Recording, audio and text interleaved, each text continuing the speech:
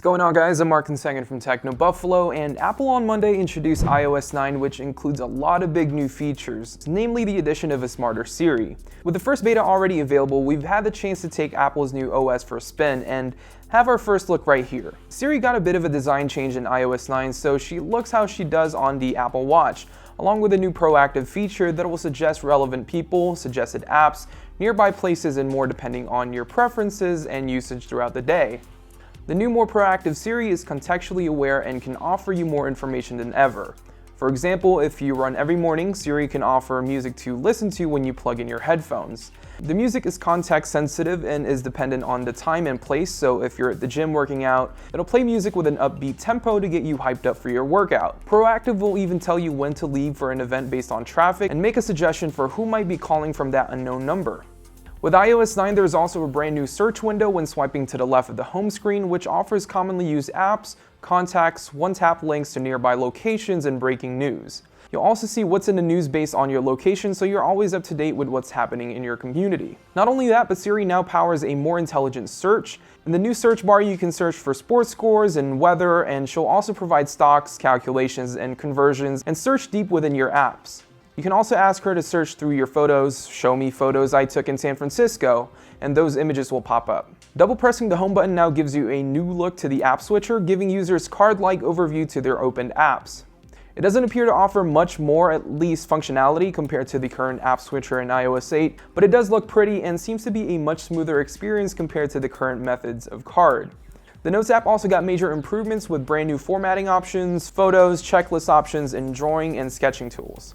The updated Notes app is also much richer than before, allowing users to add images, links with previews, and map directions, all without ruining the style format.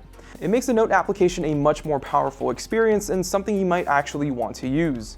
Maps finally got transit directions in select cities around the world.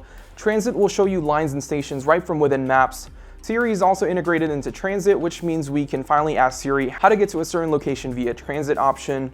But as of now, Transit is only available in places like San Francisco, Washington, D.C., Baltimore, New York, and Chicago, just to name a few. But it's great that it's finally here, and it was a long time coming. Searching for nearby locations is also much easier in Apple Maps, giving you a variety of options to choose from food, drinks, shopping, and more. Apple also announced a brand new Flipboard-like app called News, which takes content from sources like ESPN, Wired, and the New York Times, presents them with rich typography and really nice imagery.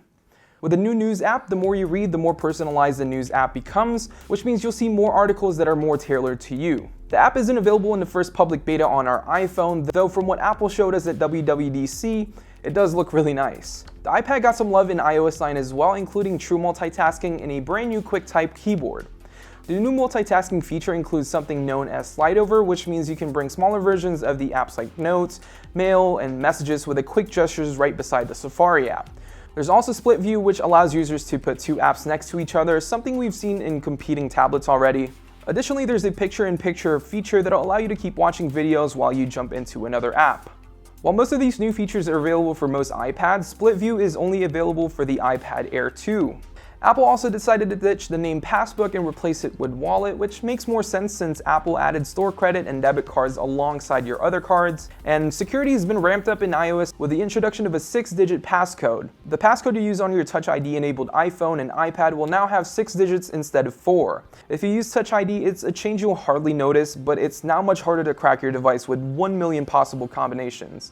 Lastly, Apple said the performance and battery life have also been improved in iOS 9 with a brand new low power mode that can extend battery life for 3 hours. Apple has also reduced the free space needed to download in iOS 9 from 4.6 gigabytes to 1.3 gigabytes. Now, there's a lot more that Apple didn't discuss, like map customization, Swift 2, wireless CarPlay, and HomeKit iCloud remote access.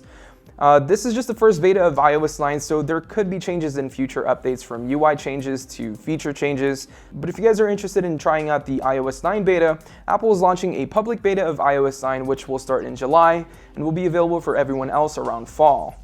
Anyways, thank you guys so much for watching, and if you guys enjoyed this video, make sure to give it a thumbs up, and we will see you guys in the next one.